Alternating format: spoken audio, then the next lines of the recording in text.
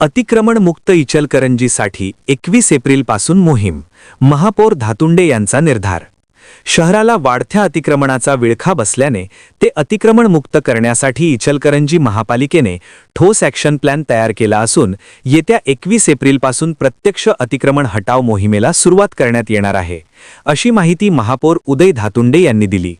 तर विरोधकांकडून केवळ टीका करून जनतेची दिशाभूल केली जात असल्याचा आरोपही त्यांनी यावेळी केला. महापौर धातुंडे व सभागृह नेते विठ्ठल चोपडे यांनी सांगितले की या मोहिमेपूर्वी 6 एप्रिलपासून फेरीवाला संघटना व व्यावसायिकांसोबत चर्चा व बैठका घेण्यात येणार आहेत.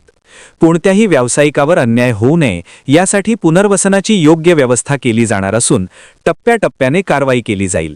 पहिल्या टप्प्यात मुख्य रस्ते अतिक्रमण मुक्त करण्यावर भर दिला जाणार आहे. शहरातील विकास कामांवर विरोधी पक्षाकडून करण्यात आलेल्या टीकेला उत्तर देताना धातुंडे म्हणाले की मुख्यमंत्री देवेंद्र फडणवीस यांच्या दौऱ्यात काही कामांचे ऑनलाईन उद्घाटन झाले होते. त्यानंतर प्रत्यक्ष काम सुरू करण्यापूर्वी लोकप्रतिनिधींना सोबत घेऊन विधिवत शुभारंभ करण्यात आला.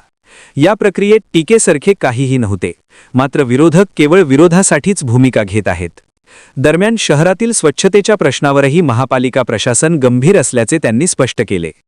वारंवार सूचना देऊनही कचरा उचलण्यात निष्काळजीपणा करणाऱ्या एनडीके कंपनीवर तसेच कचरा डेपोवरील कामकाजात हयगय करणाऱ्या मक्तेदारावर कठोर कारवाई केली जाणार असल्याचे त्यांनी सांगितले.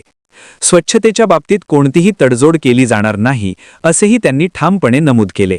यावेळी उपमहापौर अनिल डाळ्या, स्थायी समिती सभापती सतीश मुळीक, परिवहन सभापती अरुणा बचाटे तसेच नगरसेवक रवी रजपुते, सौ जावळे, सुशांत कलागते, अभिषेक वाळवेकर, योगेश पाटील, प्रमोद बचाटे, मनोज साळुंखे, रवी जावळे आदी उपस्थित होते.